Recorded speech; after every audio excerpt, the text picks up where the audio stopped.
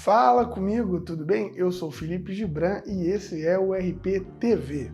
Hoje nós vamos falar sobre a Bíblia e o racismo, a Bíblia e negritude.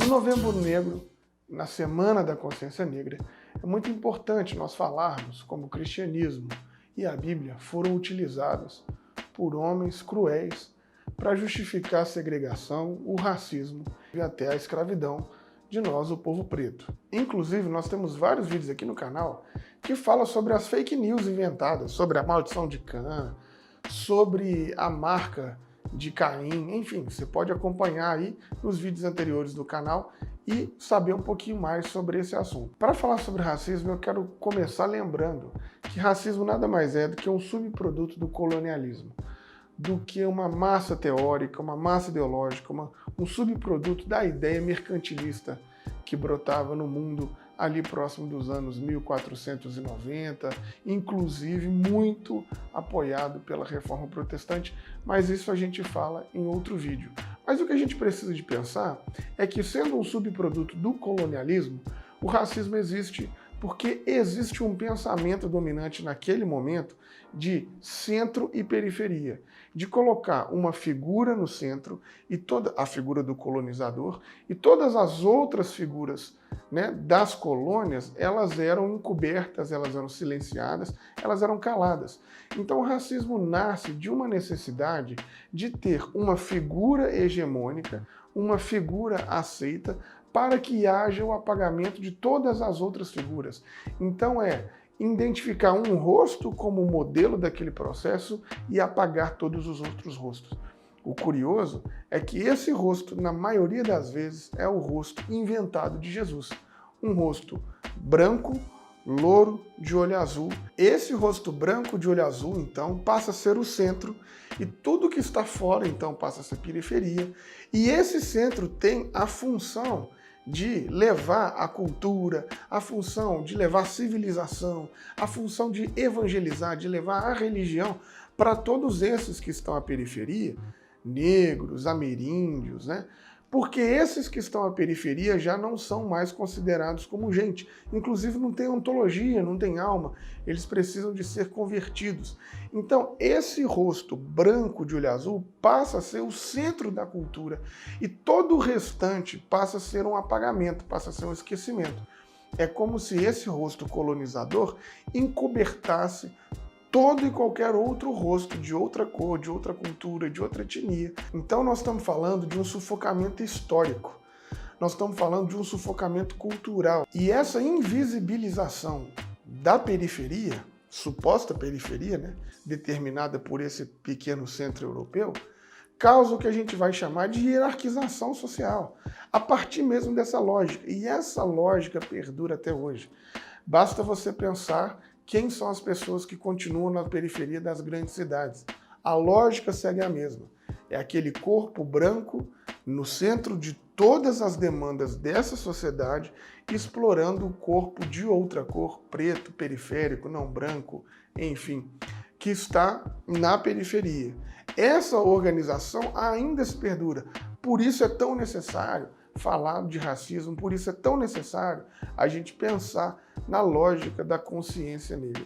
Como o nosso recorte aqui é teológico, a gente repete essa história a partir da luz da Bíblia e nós vamos ver que existe um estelionato cultural absurdo de fazer o apagamento da memória dos pretos na leitura do texto bíblico. É como se os pretos fossem invisibilizados nas histórias bíblicas, no Primeiro Testamento, no Segundo Testamento.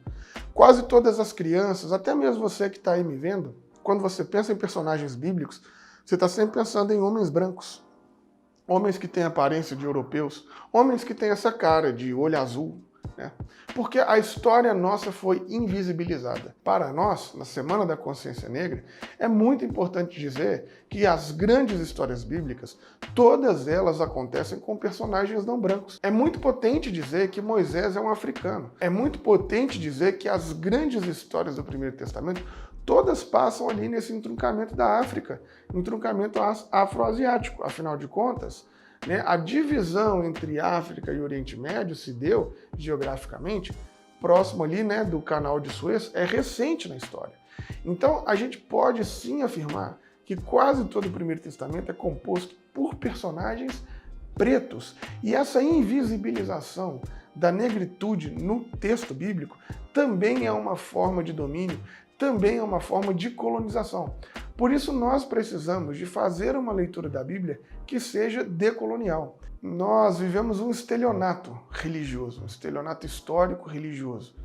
Ao transformar Jesus em um homem branco, e esse homem branco no principal marketing da colonização, nós estamos destruindo tudo que foi esse Jesus de Nazaré, esse homem que lutou pelos oprimidos. E é por isso a necessidade de resgatarmos, de fato, esse Jesus, esse não branco. Aliás, é uma pergunta que a gente faz.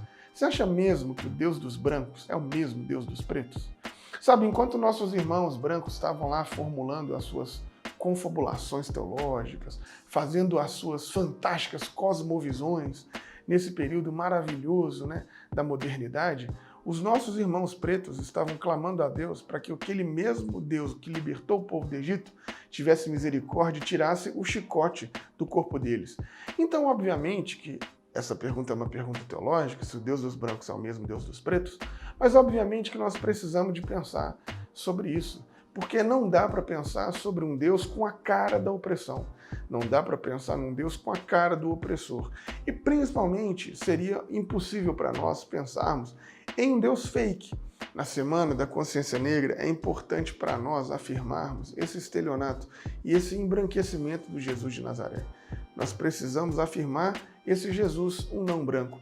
Esse Jesus, inclusive, que nas suas descrições lá no Apocalipse aparece como jaspe, uma pedra escura, uma pedra amarronzada. Nós, pessoas de fé, devemos denunciar nessa semana, em todas as outras semanas, a denúncia deve ser latente sobre o embranquecimento de Jesus de Nazaré, sobre como a ideia cultural europeia que se estabelece no Jesus de Nazaré é totalmente contrária à sua própria proposta de vida.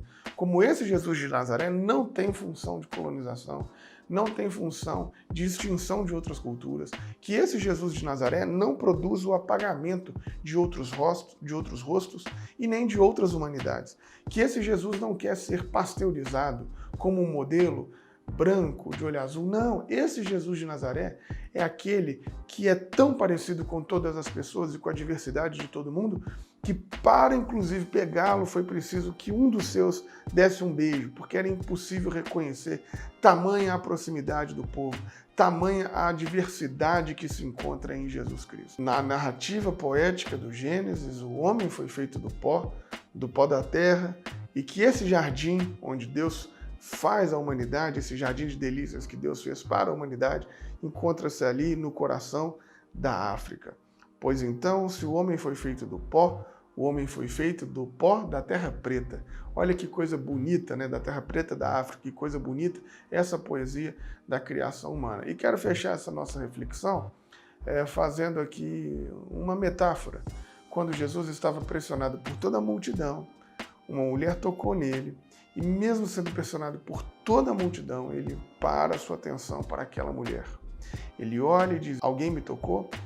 E aí a questão é, por que Jesus para e olha só para aquela mulher? A multidão toda o apertava. Você pode dizer, todas as vidas importam. De fato importam. Jesus estava ali caminhando com toda a multidão. Todas as vidas são importantes. Mas naquele momento, Jesus priorizou o corpo que sangra. Naquele momento, Jesus priorizou o corpo que estava excluído. Naquele momento, Jesus priorizou o corpo que estava à margem. Todas as vidas importam? Obviamente. Jesus veio, inclusive, para a multidão. Mas há momentos na história que ele prioriza aqueles que sofrem, que sangram, que estão marginalizados. Jesus faz essa escolha de estar ao lado daqueles que estão sendo colocados à margem. Então, eu queria que você fizesse essa reflexão durante esse mês, durante essa semana, de que racismo é pecado e nós precisamos, como igreja, denunciar esse pecado horrendo. Aquele abraço, falou, valeu, Beijo para você, simples, mas revolucionário.